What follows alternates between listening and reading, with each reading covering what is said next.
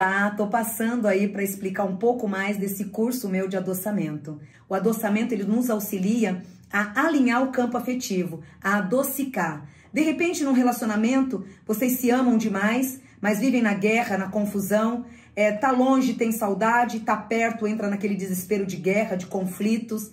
Então, o adoçamento, ele auxilia para que essa guerra acabe e que essa união permaneça.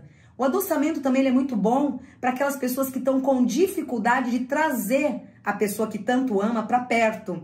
Então, de repente, você ama aquela pessoa, mas aquela pessoa não vem, aquela dificuldade de assumir o relacionamento, mas ela tá ali na sua linha de destino, mas não agrega. Então, o adoçamento ele vai ajudar em quê? O adoçamento ele vai ajudar a expurgar as cargas negativas e alinhar esse caminho. Então, vocês que querem aprender ou saber mais sobre adoçamento, acesse aqui. Você quer perguntar alguma coisa ou você acha que estamos nos encaminhando para esse jogo que eu estou curioso agora? Olha, eu quero fazer uma última pergunta então e a gente faz o jogo. Tem bastante coisa aqui guardado, de repente você poderia voltar para a gente explorar um pouco mais, porque eu acho que tem coisa para falar.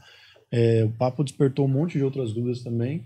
Eu até anotei coisas aqui. Então acho que eu faço essa última pergunta, vamos para o jogo e aí a gente pode de repente marcar um retorno. Opa, pode ser? Estamos aí. Só para continuar nessa coisa de desmistificação aí, para a Dona Neide, porque o nosso público tem Neide. muito a Dona Neide. A Dona Neide ela incorpora toda a nossa audiência. Esse conceito é muito difícil realmente das pessoas entenderem a coisa do certo e errado, do bem e do mal, sendo que a gente tem a cultura pop há anos, né? A religião dentro da cultura pop, dentro de tudo que a gente consome, criando e exemplificando de uma maneira que a vida é desse jeito. E aí você cita, né, o exemplo de que a diferença da cultura, por exemplo, africana e de como eles viviam lá e de como as coisas aconteciam, tudo isso deixa um pouco mais claro, né, para quem segue a religião. Mas, por exemplo, você tem tatuagens de elementos que são elementos sombrios, novamente, para a Dona Neide. Então você tem uma cobra, você tem ali um diabo. Você pode explicar com calma. Tem o pentagrama no Cara, o meu corpo inteiro é tatuado, na verdade. É que eu não tô sem camiseta, né? E fora essas marcas que você tá vendo, esse monte de risco preto aqui, isso é magia plantada. Eu tenho mais de 1000 no corpo plantado. O meu corpo é todo rasgado. E tem o 666, que é um clássico, né? A minha perna também tem um monte de diabo tatuado, é o que é, né? Dá uma explicação, mais ou menos, do real sentido disso, tirando um pouco da mitologia cristã e tal, que a gente tá acostumado. É bom você falar, porque eu passei um assunto ali, né? Recente, né? Com aquele imbecil lá do cotonete lá da polícia de trânsito. Pode falar isso, né? Que o cara veio numa ideia de preconceito por causa da minha tatuagem, cara. Achou que eu era do corre, que eu tinha envolvimento com não sei o quê. Cara, embaçou na minha pra caramba, entendeu? Né? Por conta dessa situação, né? Porque realmente, que nem, por exemplo, o Igor, ele foi da rota, né? Ele tentou... A primeira vez que a gente se encontrou, que ele olhou e tal, eu comentei um caso que eu tinha tomado também em quadro com polícia, que ficou, ele falou, mas suas tatuagens não é de bandido. Eu falei, mas como é que você sabe? Ele falou, não, tem curso disso, né? De especialização que você faz pra você entender. Um policial que é bem treinado, que nem ele foi polícia especial, ele sabe. Mas o cara lá não sabe, é um inconsciente coletivo. O cara que vem naquela ideia de preconceito, tá entendendo? Então, todas as tatuagens que eu tenho no corpo, elas são de cunho iniciático. Eu tenho uma da minha filha aqui, que é uma homenagem ao nascimento dela, o pezinho dela, mas fora isso, tudo é de cunho iniciático, magístico e etc, entendeu? Então, o que acontece? A Quimbanda, ela segue aquele padrão, pelo menos aqui eu entendo, né? Do que? Da autodeificação. O corpo como templo também, certo? Isso tá na doutrina hinduísta, em várias outras doutrinas você encontra isso. Os caras também tudo tatuado, cheio de marca no corpo, aquela coisa toda, entendeu? Então, você tem, desde do exemplo, do simbolismo que vai no corpo, por exemplo, eu tenho, isso daqui são sigilos, né? Entende? São símbolos sacros. São sigilos. Eu tenho outros tatuados no corpo. Né? Mediante alguns rituais que foram feitos, iniciações no meu caminho espiritual, cara, que eu sou muito sensível, eu vejo as coisas, eu sonho, as coisas aparecem comigo também, entendeu? E as coisas, o negócio vem pra mim e fala, não, determinada coisa, etc. Eu falo, não, eu quero marcar isso no meu corpo. Eu tenho isso comigo, essa questão de marcar no meu corpo, porque é algo especial pra mim. E aí foram surgindo essas tatuagens. Então tem coisa que simboliza. Teve uma que eu cobri aqui, porque essa me dava muito problema, que é uma de quimbanda mesmo, que na nossa tradição, quando você é iniciado, tem umas marcas. É feito com gilete mesmo, com catulagem. É, que o Igor tem na mão ali, ó, tá vendo? Ó, 7 cruzes preta na mão. E aí é colocado um pó preto preparado da tua iniciação, ó lá. É feito com navalha isso, entendeu? E aí isso cicatriza e você fica com essa essência dentro do corpo. Entende? É muito comum isso na quimbanda, na nossa tradição. Não estou falando em outras, mas na nossa específico é o uso de magias. Então, magia na língua, magia no beiço, na cabeça, cara. E tudo quanto é coisa, a gente rasga o corpo mesmo, coloca esse pó e isso passa a fazer parte, essa estrutura dentro do seu corpo. Então, tem magia plantada que é o quê? Para nunca te faltar dinheiro na mão, cara. Entende? No pior aperto que você tiver do mês, do nada, vai aparecer grana. Tá entendendo? Para atração. Então, o cara que, pô, não consigo pegar a mulher, ou uma mulher que não consegue ficar com homem, você planta um negócio no corpo, cara, discreto. Entendeu?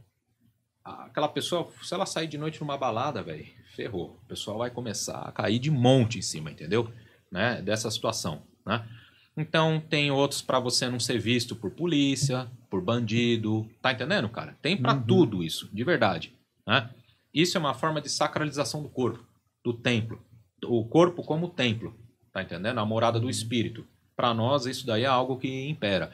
Na questão das minhas tatuagens, então, eu tinha uma aqui que era da questão da quimbanda mesmo, da iniciação de quando eu tomei. E essa me gerava muito problema, que é aí que o pessoal falava se eu era cadeieiro, se eu já tinha puxado, que não sei o quê, que se eu era do corre, pá. Eu falei, pô, mano, né? Tudo bem, né? Mas não, eu nunca tive passagem nem nada, cara, entendeu? Então é meio desconfortável. Eu resolvi colocar essa mamba negra, né? Que a mamba, pra mim, ela tem um significado tanto dentro da quimbanda, nos cultos de caminho de mão esquerda, quanto dentro do culto tradicional africano. Entendeu? A mamba, você conhece essa cobra, a mamba? A mamba negra é a mais venenosa que tem, né, cara? Não tem veneno, não tem antídoto para ela. E ela é uma cobra que é diferente das outras, né? Se ela tá aqui e você tá aqui, ela corre atrás de você, cara. É a única que tem esse instinto de correr atrás da vítima, cara.